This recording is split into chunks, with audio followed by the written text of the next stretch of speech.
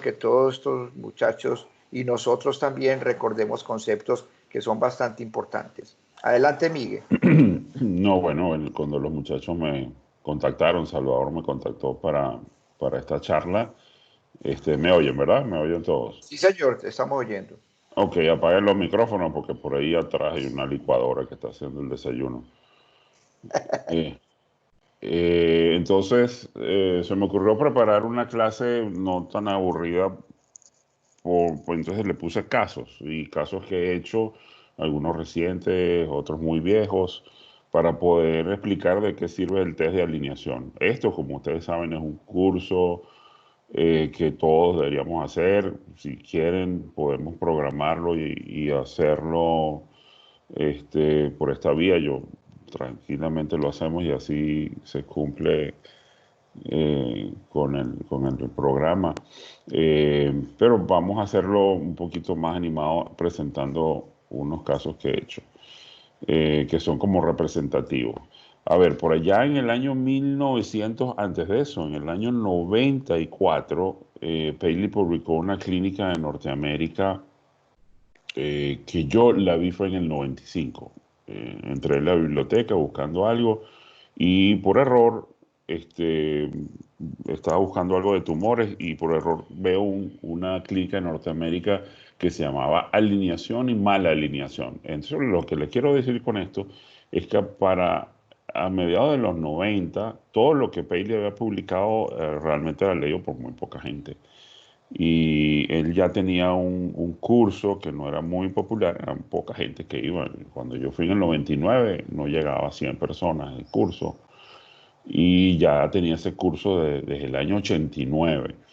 Eh, Ese curso terminó en un libro. Aquí, esto fue en el 99, ahí conocí yo a León Mora y por eso estoy aquí, gracias al curso de Paley. Pues ahí nos conocimos y León Mora entonces nos veíamos todos los años en el curso. Todo eso terminó luego, por ahí en 2001 creo que fue que salió este libro, y un libro completísimo, es un libro que nunca va a pasar de moda porque es como si fuese un libro de anatomía o de biomecánica, que son todos los principios. Me encanta la portada de este libro, porque tú dices, ¿por qué puso esto acá? Realmente porque esto era antes de la publicación de este libro, esto no se entendía muy bien. Fíjense que es una fractura de tibia con traslación, donde el cora está por debajo de lo que parece obvio. O sea, el cora no está donde está el callo, sino está más abajo. Y entonces todo eso se entiende una vez que uno lee el libro. Entonces, vamos a hablar del test de alineación en el plano coronal, básicamente hoy, y algo de plano oblicuo. Y esta gráfica que yo vi por allá en los 90 a mí me llamó muchísimo la atención. Y lo principal es que lo primero que uno hace es trazar en una radiografía panorámica. Por aquellos momentos yo ni siquiera panorámica tenía, entonces tenía que pagar dos chasis y los pegaba con dos hombres solos hacia los lados y paraba el paciente y todo porque era amigo del técnico radiólogo. Y entonces hacíamos una panorámica y después se compró un chasis de panorámica en el 95. Entonces yo empecé a hacer todos estos tests. O sea, se lanza una línea desde el centro de la cabeza al centro del tobillo, y la distancia que queda entre el centro de la rodilla y esa línea se llama Mechanical Axis Deviation, desviación del eje mecánico, nosotros le decimos MAD, que es lo primero que uno ve. Eso viene en distancia. Por lo tanto, no se puede medir en ángulos. Y entonces es una distancia. Y en niños, ya les he hecho mención del artículo de Sanjizar Jawal, donde él le pone distancias por edades en un artículo que hace en panorámicas de niños de todas las edades que se paran. Entonces, esa distancia, según Paley, alude al artículo que no es de él, es de Moreland, pero Moreland también es de Baltimore. Y otro personaje que no es médico, que es Chao, que es debe ser el fisioterapeuta o algo así, y tiene un posgrado en biomecánica. Entonces, Lord Moreland y Chao tienen artículos separados donde dan, de Baltimore, todos esos detalles, todos esos números, donde dan que la distancia en el promedio de la población es de 10 milímetros cuando el eje pasa por acá. Entonces, para efectos de colocarlo en una tabla de Excel, él puso que si pasaba por dentro era positivo, no tiene que ver nada que sea bueno o malo, y si pasaba por fuera del centro era negativo, y era para poderlo hacer el número. Les cuento que en ese mismo año yo dije, bueno, yo quiero saber si la población que yo trato. Entonces me hablé con un militar, no estaba Chávez en ese momento, ese era un militar amigo, que terminó preso, por cierto. Era un coronel, y hablé con el coronel y me mandó unos reclutas. Y todos los reclutas tenían entre 18 y 24 años. Y me hablé con las enfermeras de la Cruz Roja. Entonces las enfermeras sí tenían entre 18 y 44 años. Y les hice panorámicas a un grupo. Al final tenía un grupo de 88 pacientes, la mitad varones, la mitad mujeres, y les hice un test de alineación. Por supuesto, con el lapicito ya tenía el test de panorámica. Y fue muy curioso porque los ángulos me dieron iguales, ¿ok? Pero el MAT sí me dio diferente. El MAT me dio que en los hombres, cosa que Chao y Moreland, curiosamente, ninguno de los trabajos expuestos por Paley los divide por sexo. Yo los dividí por sexo y luego los junté también. Y me daba que el MAT es muy cercano al centro de la rodilla. Me daba en los varones 1.8 de promedio con una desviación estándar de 9 milímetros, y en las mujeres me dio menos 2.8, es decir, también muy cercano al centro de la rodilla, pero un poquito más hacia el valgo, lo cual parece muy lógico, con una desviación estándar de 7.4. Y cuando juntaba los dos sexos me dio este test. Fíjate que los valores de ángulos son muy parecidos, y el MAT me dio 0 en promedio, es 0.0 algo y 0. Entonces, ese trabajo luego lo convertí se publicó en la revista venezolana, se llamaba Test de alineación en una muestra de la población venezolana. Bien curioso los datos. Entonces, en la práctica, para mí, después de esto y otros trabajos que he visto publicados en otras revistas, entonces yo tomo realmente como MAT 0. Es mucho más práctico que el 10. Perdón, Sí, Miguel, te interrumpo. dime. Eso que acabaste de comentar, es muy importante porque eso realmente sí cambió, como tú estás diciendo. El trabajo original en el libro dice de 3 a 17 de la carga hacia medial. Sin embargo, si tú ves los trabajos recientes del mismo Paley, es 0 más o menos 5. O sea, eso está de acuerdo con lo que vos encontraste en Venezuela. O sea, si revisan las actuales publicaciones, de hecho, el pad para el mouse que le regalan a uno en el curso de Paley, donde están todas las medidas de alineamiento, si ves el MAT, dice 0 más o menos 5. O sea, eso es lo que se acepta hoy en día. Perdón la interrupción, Miguel. Y eso lo Perfecto. hallaste vos en tu población venezolana, y eso es lo que actualmente, o sea, ese 3 a 17, olvídenlo. Digan Sí, siempre que el MAT debe ser 0 más o menos 5. exacto. Entonces, luego que hablamos del MAT, vamos al eje mecánico. Entonces, el eje mecánico es como si ustedes se arrodillan y cargan el peso en el fémur, pero arrodillado, es decir, sería la carga que va desde la articulación de la cadera a la articulación de la rodilla. Mecánicamente, todas las fuerzas se van a ir desde un punto en el centro de la cabeza femoral al centro de la rodilla. Es el eje mecánico. Como ustedes bien saben, somos el único vertebrado que tiene un cuello femoral tan particular, tan largo. La mayoría de los animales que caminan en dos patas, como los otros hermanos simios que tenemos, los primos, y las aves, tienen el cuello bastante corto. Y bueno, esto es un estudio bien bonito de biomecánica, que sería parte de otra charla que me encanta también. Entonces, este sería, y el eje anatómico del fémur El eje anatómico, desde mi punto de vista, les voy a decir que el nombre eje está mal puesto. Porque un eje es una cosa que uno, si lo ves por donde lo veas tridimensionalmente, siempre va a ir del centro de la cabeza al centro del fémur. Pero en cambio, esta línea que va por la parte que mejor se acomoda en la diáfisis, porque esta línea no tiene un punto tiene un punto que dice que es la fosa piriforme y el punto D que vamos a ver ahorita, pero eso puede variar en un paciente con deformidades, va a variar. Entonces, en el plano coronal es la línea que mejor se acomoda a la diáfisis. Entonces, ¿cómo se traza esta línea? Uno coge un punto medio en punto de la diáfisis, a otro punto medio, traza la línea, y en una persona normal, en nosotros, debe ir desde más o menos el centro de la fosa piriforme a el punto D, ¿ok? En la rodilla va desde lo que es el centro de la rodilla, fíjese que no es el mismo centro de la rodilla, al centro del tobillo, no son los mismos, ¿ok?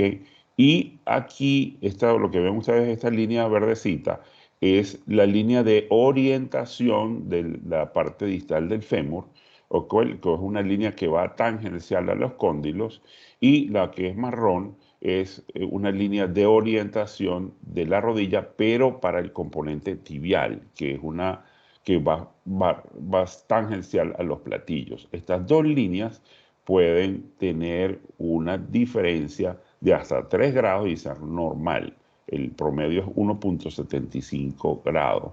Y ya cuando es más que eso, entonces hay un problema de desviación, o puede ser un paciente que no tenga menisco, por ejemplo, estas dos líneas no van a ser paralelas. ¿Ok? Entonces, para trazar el eje mecánico de la tibia, se traza desde el centro de la rodilla para la línea tibial, no para la femoral, ¿okay? Que en una persona normal son paralelas. Entonces uno a veces cuando está haciendo algo y sabe que la rodilla está estable, porque ya el paciente lo examinó clínicamente, dice una rodilla estable, que no tiene ningún problema, que no tiene un ligamento roto o algo de eso, entonces puedes tomar quizás la misma línea, pero en el test de alineación original se traza con 2 líneas, que va desde el centro de la rodilla al centro del tobillo, y esta línea de orientación del tobillo va tangencial a la parte distal del plafón tibial o de la superficie del tobillo. La línea de orientación de la cadera es una línea que va desde el centro de rotación del centro de la cabeza a la punta del trocánter, que es esta línea verde que ustedes ven acá. Todas esas líneas van a ser importantes para hacer test de alineación. Entonces, el eje mecánico, ¿ok?, termina en el centro de la rodilla, pero el eje anatómico, que yo prefiero llamarlo línea anatómica, porque esa línea, si ustedes voltean el paciente con esa línea dibujada en una tomografía, no les va a dar si lo hacen en una tomografía, porque no es un eje. Realmente vamos a llamarlo eje porque así se le puso, pero es una línea en el plano coronal, que es diferente en el plano sagital. Que no vamos a hablar hoy porque se me va a poner muy larga. Entonces, cuando estas dos líneas se cruzan acá, más o menos a nivel en la metáfisis, y el punto D tiene eso sí lo midió del trabajo de Paley, de Moreland también. El punto D es 10 milímetros, más o menos 4 a 16. Siempre da un poquito más medial. A veces coincide con el centro de la rodilla. Y este punto marrón, que es el centro de la rodilla, para la línea tangencial de los cóndilos, no siempre coincide perfectamente, pero son bastante cercanos a este punto amarillo, que sería la mitad del ancho de los platillos tibiales, de donde parte el eje mecánico de la tibia. Entonces, esta línea con la línea de orientación de la cadera, el eje mecánico con la línea de orientación de la cadera, me da un ángulo que se llama, en aquel momento, en el año 95, yo traduje todo porque quería enseñarlo y quería entenderlo. Entonces le puse femoral primero, proximal luego, lateral y luego mecánico. Entonces yo mecánicamente, ya de tanto acostumbrarme, no lo digo en inglés, sino lo digo en español, femoral, proximal, lateral, mecánico. ¿Ok? Entonces ese ángulo es de más o menos, 90 es el número, no es 90, en algunos trabajos 89, otros 88. A mí en el trabajo que yo hice me dio 87 inclusive. Y lo que sí es que es muy variable. Fíjese que va desde 85 a 95, ¿ok? Y este valor es el que se toma como más práctico. Y hay este ángulo que yo lo uso mucho, sobre todo cuando trabajo con cadera en la cirugía, que es el femoral proximal medial anatómico. Y ese es entre la línea de orientación y el eje anatómico, que es la línea anatómica, que es 84 grados. Luego tenemos el ángulo femoral distal lateral mecánico, que es el más usado de todos, que es 88, más o menos 3, como ustedes ven ahí, aquí de 85 a 90. Otros dicen 87, sale en algunos trabajos. Por eso es que si tomas este como 90, este 88, yo me grabé 90, 87, 87, 90, porque vamos, se me olvidó decirles este. Y el ángulo femoral distal lateral anatómico, que es muy bueno aprendérselo, que es 81 también. ¿Ok? Y esto es muy práctico cuando tienes una radiografía de rodilla y no tienes una panorámica. O sea, con la radiografía de la rodilla, tú con este 81, suponiendo que no haya ninguna deformidad en lo que no estás viendo, entonces tú puedes con 81 trazar el eje, la línea anatómica, como me gusta decirle. Entonces, el ángulo tibial proximal medial mecánico es 87, por eso que la mnemotecnia es 90, 87, 87, 90. Y distalmente es 89, el ángulo tibial distal lateral mecánico. Entonces, aquí se preguntarán por qué escogieron los investigadores que el único ángulo medial sea el ángulo tibial proximal medial. Es algo práctico, porque si no, este quedaba en 103. Entonces era 90, 87, 103, 90. Y esto es bastante práctico, porque si yo tengo una radiografía panorámica y yo mido inicialmente estos dos ángulos y los dos me dan el mismo número, ya yo sé que este paciente tiene 85, 85. El MAT debería, si los ángulos proximales están normales, el MAT proximales y distales de los extremos. Entonces, el MAT debería dar muy cercano al cero, ¿ok? Porque si este tiene 100 y este tiene 100, el paciente puede estar bien alineado, pero puede tener una mala orientación de la rodilla, que eso se llama bien alineado, mal orientado. Entonces es práctico cuando dice que cuáles son los ángulos. No, tiene femoral distal lateral 87 y el tibial proximal medial 88. O sea, bueno, perfecto. Esa rodilla está bastante bien porque tiene un número parecido. Cuando uno de los dos se separa, entonces ya puedes sacar otras conclusiones. En cambio, aquí era un poco complicado si usábamos el ángulo lateral, aunque uno se hubiese acostumbrado igual. Miguel, otra intervencióncita. Sí, sí, claro, cuando quieras. Paley lo hizo a propósito para recordarlo todos los ángulos que dan por debajo de 90 grados. O sea, es una manera de en la mente recordar rápido que los valores menores de 90 grados, pues 90 o menos son los normales. Pues estoy hablando, pues claro, porque si te da 70, pues es anormal. Pero la manera que él lo hizo era para que los ángulos que fueran menores de 90 se recordaran con más facilidad. Eso fue simplemente Sí, Eso fue sí, simplemente como vos decís, en vez de uno grabarse 90, 101, 87 y 102, él simplemente los valores que eran menores de 90 los tomó como referencia para recordarlos más fácilmente. así es, así es. Y fíjese que yo tengo una charla que la puedo dar cuando quieran, que me dio por a mí averiguar, yo hice lo que se llama ingeniería inversa y quise saber cómo los ingenieros hicieron una prótesis de rodilla y el instrumental de prótesis de rodilla para qué servía. Y me fui varios días a una casa comercial que era la Smith Nephew, que era Eurociencia en Venezuela, y les dije que me dejaran, un sábado, que me dejaran solo y con todo el instrumental y empecé pieza por pieza a medir de ocioso, a medir para qué era esta varilla, para qué era lo otro, y me di cuenta que las prótesis de rodillas son basadas en estos ángulos, solamente que ellos en vez de decir 87 ángulos femoral distal lateral, dicen 3. Entonces ellos tomaron el otro ángulo.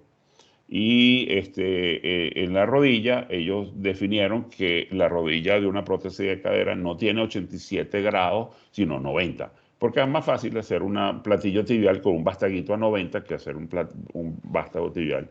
Y de ahí después salieron las prótesis anatómicas, donde con el plástico, bueno, pero eso es otro tema muy, muy interesante, cómo hicieron el plano sagital y todo eso. Y la guía de rodillas se mete por el canal medular, o sea, está siguiendo Eh, el eje anatómico del fémur, exacto. a excepción de que haya una deformidad. Entonces, si sigue el eje anatómico, tiene que quedar los valores que Miguel está diciendo.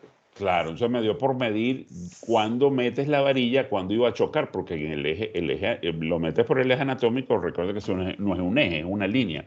Entonces, como tenemos un ande curvatum, la varilla que tú metes por la rodilla hace un tope. Ella es flexible y tú la puedes seguir metiendo, pero ella se va a doblar.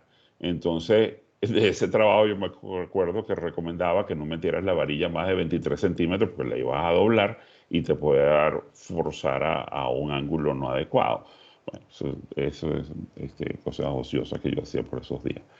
Entonces, el ángulo de convergencia articular, que es la diferencia que hay, el ángulo que hay entre estas dos líneas que les conté, es de promedio de 1,75 y es de 1 a 3.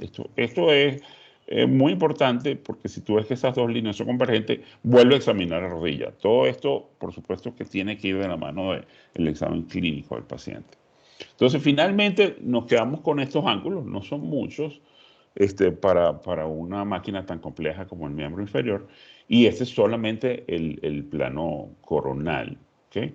Entonces, el otro punto que quería, en otra charla podemos hablar del plano sagital, que es un tema muy apasionante. Entonces, el otro punto que quería hablar era qué es el cora. Entonces, el cora es el vértice que hay entre los ejes de las partes que tienen una deformidad. Es decir, nosotros cuando hacemos el test de alineación vamos a descomponer la deformidad en dos partes, aunque esta deformidad puede tener más partes, pero inicialmente siempre vamos a tener un cora de resolución, que es el cora primario, y nos va a dar que la deformidad tiene dos partes. Y la mayoría de las deformidades solamente tienen un cora. Después hay unas multiapicales que tienen otro. Entonces, si nosotros llegamos a la conclusión dónde está el cora, que es el centro de rotación de la angulación, por ese cora pasa un eje. Y esto sí es un verdadero eje, es tridimensional.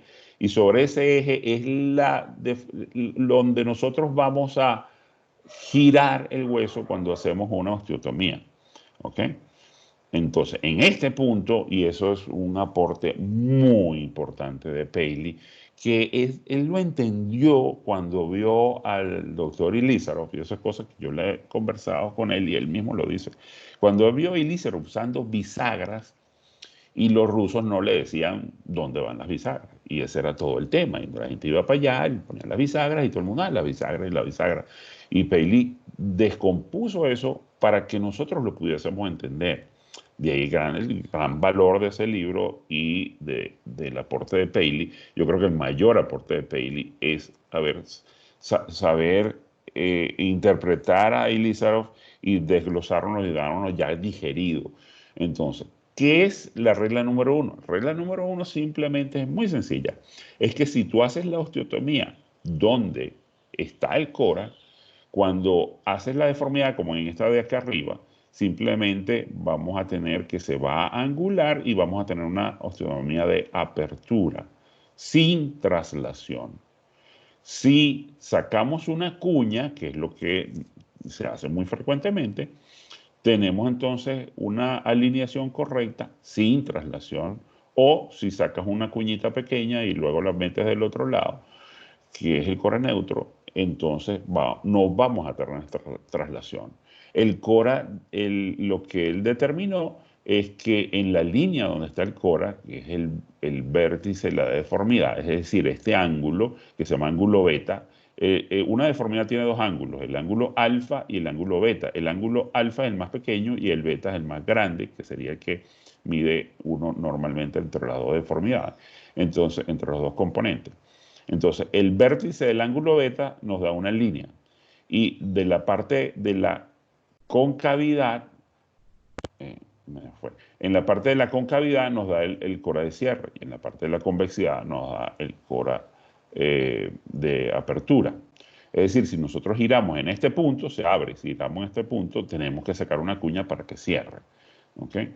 Y en la regla número 2, esta es la regla número 1, que es lo que pasa. En la regla número 2, lo que dice, muy sencillo, que si no podemos hacer o no queremos hacer la osteotomía en el cora, la vamos a hacer por arriba o por abajo, entonces tiene que ocurrir una traslación porque tenemos que girar sobre el cora. Por eso se llama centro de rotación de la angulación. Este nombre hay gente que no quiere y ese nombre va a quedar, pero alguien de las generaciones y compañeros nuestros me dice, esa vaina no se llama Cora, se llama Apex. Y Carlos sabe a quién me refiero. Y realmente el nombre de Cora va a quedar porque es muy práctico, porque es que realmente ahí es donde debemos girar. Si nosotros vamos a hacer una osteotomía y lo vamos a girar con las manos, porque le vamos a poner un clavo o le vamos a poner un yeso, nuestra mente tiene que tener claro que lo vamos a estar girando sobre el cora para que nos salga todo bien y tenemos que hacerle la traslación. Entonces, lo que sucede acá es que si hacemos entonces la osteotomía, debe girar y se va a producir una traslación y él después esta palabra la desapareció en el libro, pero en la clínica de Norteamérica del año 95, él llamaba a este hueso que sobra acá, lo llamaba truncación o truncation. El nombre es muy feo, yo creo que por eso fue que lo quitó, pero yo todavía lo sigo llamando así. Esto que sobra aquí es la truncación y esto aquí es el defecto de la truncación, donde uno puede quitar este huesito y lo mete aquí si es abierto, pero eso realmente no es importante.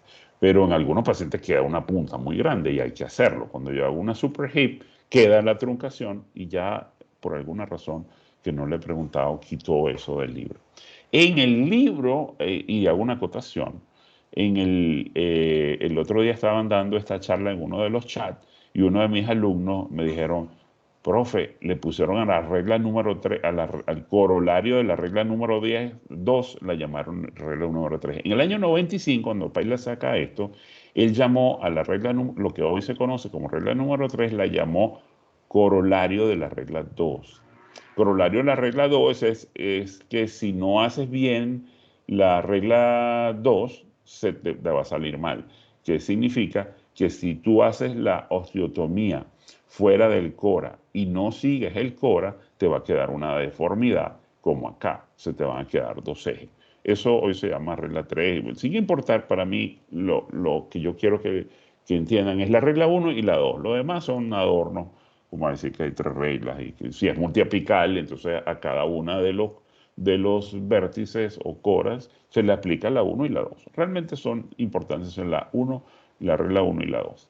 Entonces vamos a un caso, cuando me llamaron para la charla, dije, bueno, perfecto, esa charla la tengo yo, la desempolvo, tengo versiones de esa charla del año 2001. Del año 2001, no, mucho antes, pero en el 2001 yo hice un curso como el de León y lo hice en Caracas. Ya Chávez estaba montado y después cosas que no pudo hacer más. Eso es otro cuento.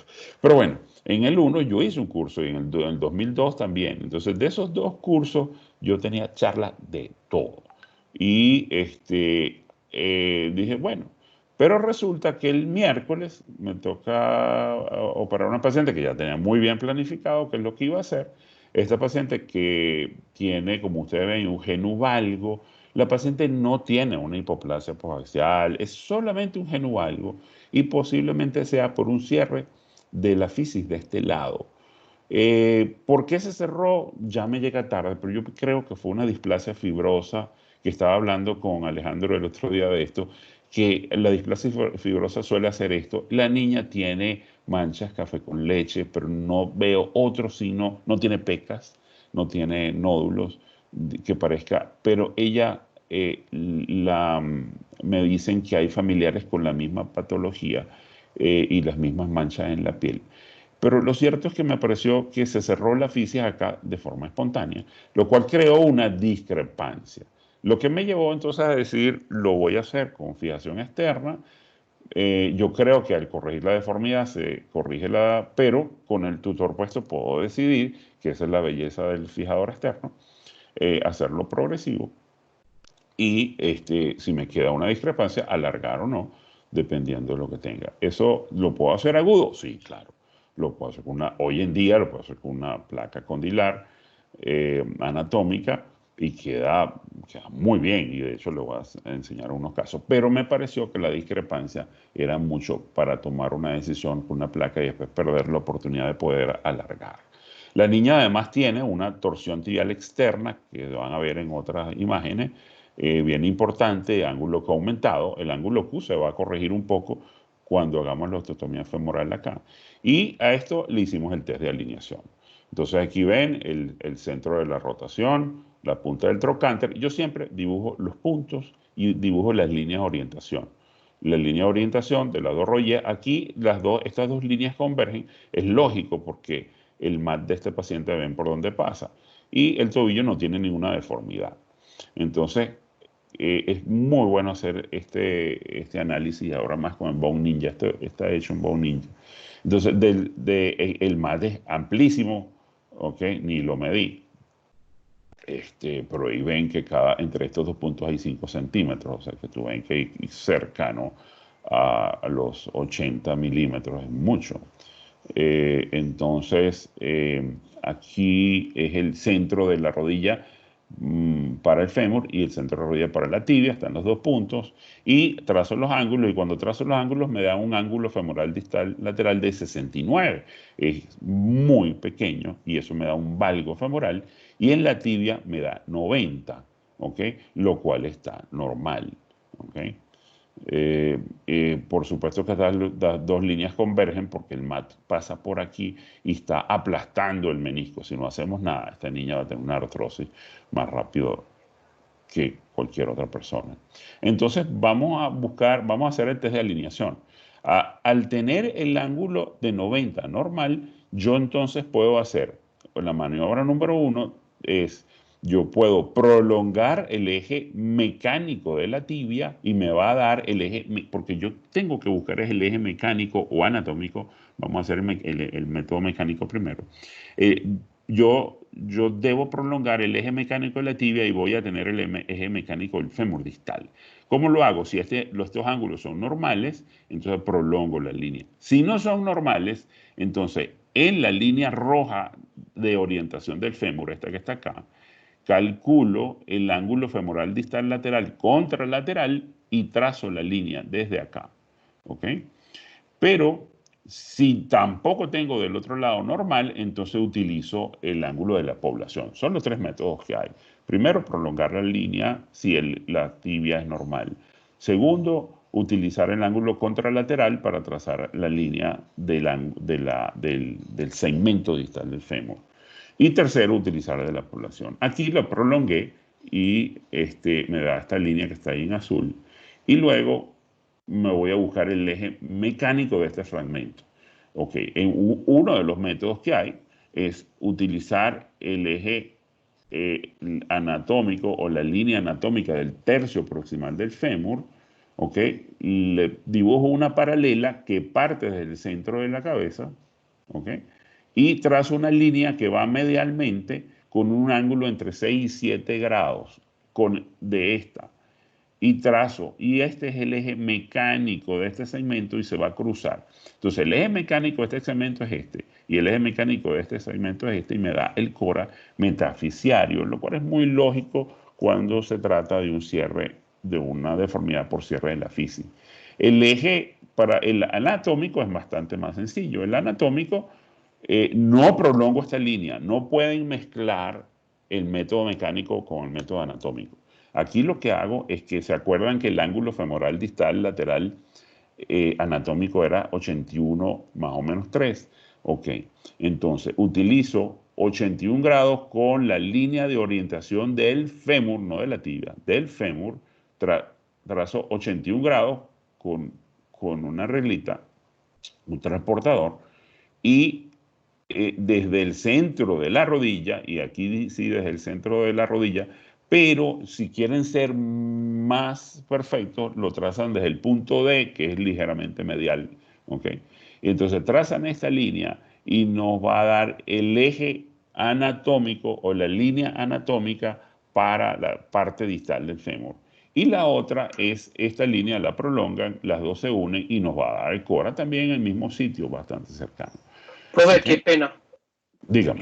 Camilo, la línea previa, ¿cuál era el origen de esa línea previa que va de distal hacia proximal? Esta, Esa azul. azulita. Sí, Esta señor. azulita. Ok. Para trazar una línea, tú la puedes trazar. Utilizas dos puntos y de un punto a punto tienes una línea. Pero también puedes trazar una línea basándose desde una base, que la base es esta. Entonces tú necesitas una línea base y un ángulo. ¿Ok? Entonces yo pongo mi transportador aquí y trazo desde el centro de la rodilla, desde el punto D, para ser más perfecto, pongo mi transportador y trazo un ángulo femoral distal lateral de 81 y ahí trazo esta línea. ¿Ok? Esa es la forma de trazar líneas en el test de alineación, son o la trazo de un punto a un punto o con una línea base y un ángulo trazo la otra. ¿Ok?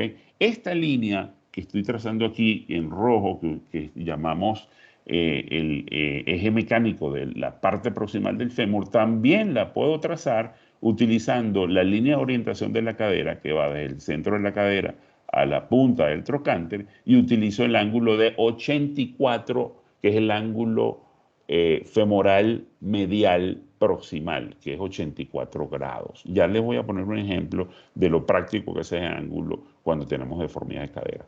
Entonces aquí tenemos el cora y ¿qué fue lo primero que hicimos? A ver, es una deformidad grande que decidí hacerla progresiva y podría haber hecho progresiva sin liberar el nervio. Resulta que sí, realmente podría hacerlo muy lento, pero me da mucha tranquilidad una vez que uno tiene, a ver, habilidad y maneja una técnica quirúrgica de liberar nervios, entonces uno se siente más tranquilo liberando el nervio, sobre todo a paciente delgada, con el nervio que se palpaba. Entonces hicimos una liberación del nervio peroneo o nervio ciático popliteo externo de sus dos túneles. Pero aquí está un videito de la liberación del primer túnel, que ahí dice, ¿ok? Ahí se liberó el túnel, luego liberamos el segundo, que eso es otra clase, y vamos a, una vez liberado, lo suturamos acá. Fíjense la torsión tibial externa que tiene el paciente con ángulo aumentado, es bilateral, ¿ok? Por eso no quise corregirla, porque eso lo podemos analizar luego cuando ya hemos corregido este defecto grande, que es el que le imposibilita a ella y le va a hacer una artrosis de rodilla. Entonces, lo primero que hicimos fue buscar primero colocamos alambre de Kirchner o pin de 2 milímetros. Este es un pin de 2 milímetros que va, ¿ok? Paralelo a los cóndilos. Ven que es bastante paralelo a los cóndilos. Y normalmente para algunas otras cosas yo lo pongo en el centro de rotación de la rodilla. Aquí, como no iba a extender el tutor a tibia, lo busqué en un punto más cómodo, que es este punto aquí, para que todos los pines vayan en la misma línea. Entonces, pero este eje, este pin, está en el plano sagital, está perfectamente perpendicular al plano sagital, y en el plano coronal está a 90 grados, como ustedes ven ahí. O sea, me es más fácil imaginarme como los que hicieron la prótesis de rodilla, que dijeron, no, que 87 van a poner esa vaina a 90 y ya. Bueno, así yo en la práctica hago eso, lo pongo bastante paralelo a esta línea y que me dé cercano a 90 y me siento conforme con el intensificador de imagen. Entonces, paso este pin por el hueso, como ustedes lo ven acá, ¿ok? Y el instrumental que tenemos en la Noel tiene una broca, que es una maravilla, que es una broca canulada con el huequito de 2 milímetros donde puedo hacer el orificio. Entonces eso me facilita, ya yo tengo mi pin, ya yo tengo toda la orientación, que aquí ven que hay 90 grados entre las dos líneas. Entonces pongo mi pin en ese orificio que hice, quito la guía, paso mi pin, es un pin de 6 milímetros. Al pin le pongo un aro, ¿ok? Aquí está el pin colocado, aquí le pongo un cubo, el cubito, el cubo de rancho que se llama. Por cierto, se llama cubo de rancho porque eso lo inventó Stuart Green. Eh, Stuart Green estaba en un hospital en Texas que se llama Rancho de los Amigos. Entonces le puso cubo rancho. Entonces, y así se llama. Le dicen Cubo Rancho por el nombre del hospital. Entonces, una vez que tengo este aro, voy a buscar, como ya tengo el Cora, voy a buscar la bisagra, colocar la bisagra que ustedes ven acá, ¿ok? Y la voy a colocar la puedo colocar aquí, tendría que abrir y sacar una cuña. Si la coloco acá, o aplasto esto acá, o saco una cuñita pequeña de un lado y la meto del otro lado. Pero todo esto va a ser percutáneo. La cirugía no se abrió lo más que para que quepa un pequeño osteotomo. Entonces, la voy a hacer de apertura. Y el Cora va acá, ¿ok? Y la osteotomía voy a usar la regla número 2. Entonces, aquí coloqué en la otra bisagra, aquí ven, aquí están las dos bisagras, aquí están las dos barras, y las dos bisagras están superpuestas, ¿ok? Y aquí tengo el aro, ¿ok? Pero ese aro se me puede mover y el plano sagital puede cambiar. Entonces ahora tengo dos bisagras, ahora tengo un ACA, el famoso ACA. ¿Cuál es el ACA? El ACA es que si yo pudiese por este orificio de acá, de la bisagra, pudiese pasar un Kirchner, cosa que no puedo porque me puedo llevar algo, pero imaginariamente pudiese pasar un pin, debería las dos bisagras estar en ese pin. A veces se puede en la tibia donde no te puedes llevar nada. Entonces yo pongo el pin primero y pongo las bisagras en este orificio y armo todo el tutor. Otra forma de hacerlo. Pero aquí me puedo llevar la arteria femoral. Entonces, pero imagínense que va un pin por aquí y las dos bisagras deben estar en el mismo ACA, que significa eje de Axis Correction Angulation, eje de corrección, el eje de corrección, el eje de Cora. Entonces, aquí tengo una bisagra y aquí atrás que no se ve está la otra bisagra. Pongo el otro aro, no he puesto pines como ustedes ven aquí, y aquí yo hago un truquito. Le pongo una barra de extensión que va en todo el centro de este aro, ¿ok? Y esta barra me está apuntando a la cabeza femoral. Y esa otra barra que ustedes ven acá, lateral, está en el plano sagital y me apunta a la punta del trocánter que es palpable. No tengo que utilizar ninguna radiografía.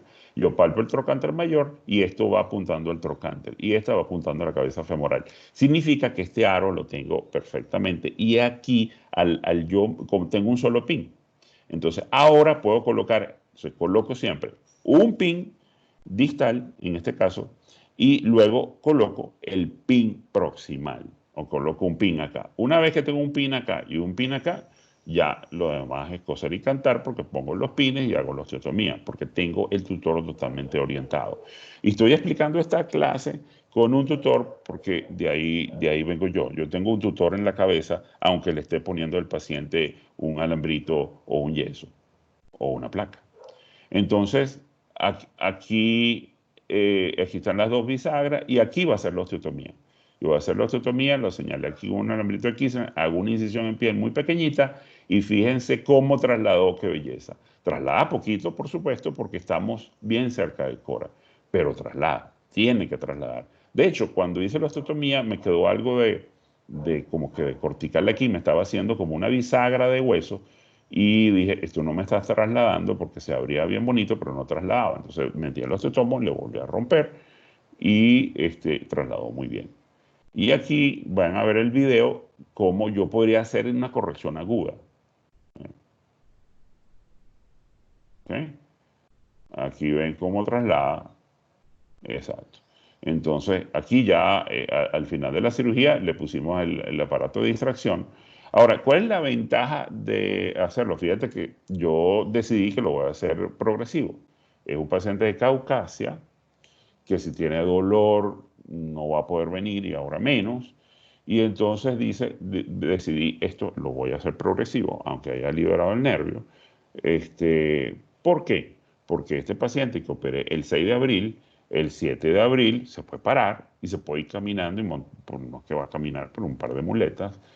Ahí está paradita, le dije apoya con tranquilidad todo el pie, porque tiene 3 pines. Por cierto, fíjense que le puse, le puse 2 pines y después le puse el final uno medial. Este es el único pin medial que se puede colocar en el fémur, que es este pin de acá. Todos los demás pines son laterales y todos los pines están por la parte prácticamente lateral y un poquito posterior, donde no fastidien la fascia, o lo menos posible, porque siempre tiene que ir atrás de la fascia. Entonces la operé el 6 y el 7 ese paciente está corregido. Entonces aquí, ahora vamos un poquito más rápido porque se ha pasado el tiempo. Entonces ahora vemos a esta paciente. Esta es una paciente de por allá hace muchos años, pero esta era una periodista, me acuerdo, que le habían ofrecido colocarle un tutor para hacer la corrección, y ella me dijo, doctor, yo no quiero las cicatrices, el aparato por fuera. Y es verdad, los tutores dejan unas cicatrices más feas que si lo hacemos con una placa y una cicatriz lineal. Entonces, pues sí, tiene las piernas muy bonitas, y yo le dije, bueno, pues sí, vamos a hacer lo posible. Y se hizo el test de alineación, hice exactamente lo mismo. Aquí está el Cora también, pero lo hice, ven, en aquel momento yo usaba sierra de Gigli, ya no la uso, ya prefiero usar broca de osteotomo, una incisión pequeña, pero era como que la novedad, que la usé por muchos años, una sierra de Gigli que tiene una técnica bien particular. Y aquí estamos colocando una placa condilar. Ya estábamos en 2009, si mal no recuerdo, teníamos las placas y teníamos un tutor interno que hacía lo mismo. Aquí estamos con intensificador de imagen, se trasladó también, fíjense qué bonito. El test de alineación, por cierto, eso ahí tengo un artículo que conseguí ayer de eso, lo publicó Sanjit Sarhawal, nuestro amigo que está ahorita en San Francisco de Nueva Jersey, el hindú, que es ortopedista infantil. Publicó cómo se usa el bobby, el cable del bobby, el cable del electrocoagulado. Entonces aquí está la muchacha, pues con sus piernas muy lindas y bien alineadas. Aquí está, este paciente es de acá también y es muy reciente. Yo estaba viendo el test de alineación, preparando la clase, y dije, uy, yo como que tengo un paciente igualito. Esto es de la clase de Paley, y este paciente tuvo una artritis séptica, se cerró la fisis de este lado, y aquí quiero resaltar errores. Este paciente tenía la fisis cerrada y a alguien se le ocurrió que podía corregirlo con la fisis cerrada poniendo una placa de tensión de este lado. Craso error. El paciente se le hizo una resonancia magnética previamente y ya sabían que la fisis estaba cerrada. ¿Por qué vas a poner acá una placa de banda de tensión sabiendo que la fisis no funciona? Para que esto funcione, la fisis tiene que estar sana. Y entonces la fisiodesis no funciona en fisis patológica. Y esta está patológica porque por alguna razón se cerró. Y una razón no es una enfermedad, sino fue un trauma. Entonces aquí se cerró la fisis. Y otro error importante es que estas placas, en vez de ponerlas laterales, las pusieron en un plano anterolateral. Entonces estas están como oblicuas y creó una deformidad en el fémur, en la parte sana del miembro inferior derecho. Y ustedes ven cómo tiene un recurvatum femoral. Por supuesto que estas placas hay que sacarlas ya. No le voy a hacer nada, simplemente le voy a sacar las placas ya. Aquí está el muchacho ya con, utilicé otro método, utilicé una corrección aguda y aquí ven la corrección. Aquí les estaba diciendo que era muy útil este ángulo de 84 grados, porque en cirugía tú puedes tener una deformidad como esta. Esto es una deformidad inmensa. Aquí inclusive hay como una especie de fractura del cuello, hay una especie de pseudoartrosis por una displasia ósea que tiene el paciente. Entonces yo trazo la línea de orientación, mi ángulo 84 grados, y pues de este análisis puedo corregirlo con una placa, con un abordaje tipo super hip. Yo puedo hacer la corrección y mire todo lo que traslada. Esta es la regla número 2 igual, y este paciente consolidó muy bien. El plano oblicuo es muy importante conocerlo, porque no todas las deformidades están en el plano coronal o en el plano sagital. Entonces, el plano oblicuo viene del análisis de 2 radiografías, de una radiografía AP y una lateral, y entonces nos vamos a dar cuenta que la dirección de la curva es lo que vamos a hacer. ¿Cómo hacemos eso? Ok, vemos en la AP que tiene 20 grados de ángulo alfa y en la lateral tiene 25 grados de ángulo alfa. Entonces, esos 2 grados, hacemos un convenio de que 1 grado es 1 milímetro y lo llevamos a un papel y hacemos un eje de coordenadas, donde esto es anterior, posterior, lateral y medial. Entonces, como en la lateral tenía 24 grados, son 24 milímetros que vamos a dibujar en la hoja de papel, y hacia anterior 30 milímetros. ¿Ok? Entonces, la dirección en que se fue la deformidad es esta que está aquí. ¿Ok? Entonces, se llama dirección del vértice. Yo pongo un aro imaginario y le coloco esta línea verde, que es el eje donde van las bisagras. ¿Ok? Pero la dirección de la curva es la roja. Entonces, si voy a hacerlo con mis manos, yo me imagino estas bisagras puestas acá y yo voy a hacer ese movimiento para reducir una fractura o lo que sea que tenga. O una osteotomía que hice, voy a colocar un clavo o un tutor. ¿Ok? O lo voy a colocar con un monoplanar inclusive. Y eso fue lo que se hizo. Este ejemplo, bien viejo, de hace 11 años, imagínate. Entonces aquí tienen, este sería una AP, donde tiene un ángulo de 26 grados, en la lateral tiene 44 grados, o sea que está este es el vértice, fíjense que el vértice va más hacia anterior, porque la deformidad es más anterior que el lateral, y las bisagras van en este punto. Entonces, este paciente yo decidí hace años, hoy en día le colocaría una placa y después lo alargo con un tutor para no hacerlo tan complejo, porque esos tutores son muy incómodos aquí en Femur. Entonces, pero bueno, en aquel momento, fíjense que es tutor bien viejo. Con este tutor, miren la barra apuntando al centro de la cabeza, estas barras, que el plano sagital, y aquí está también, esto está apuntando hacia el tobillo. Pongo esas barras, pongo mis bisagras, aquí las ven perfectamente, perpendiculares al eje, a la dirección de la curva, y lo enderecé. Este otro es bien interesante, es de tibia y tiene también una deformidad en un plano oblicuo. Yo lo analicé y la dirección en plano oblicuo me daba que era póstero-medial. Y las bisagras van perpendiculares a esa línea, y aquí voy a hacer una corrección progresiva. ¿Ok? Bueno, yo creo que ahí resumimos un poco el plano coronal y ahí las preguntas que quieran.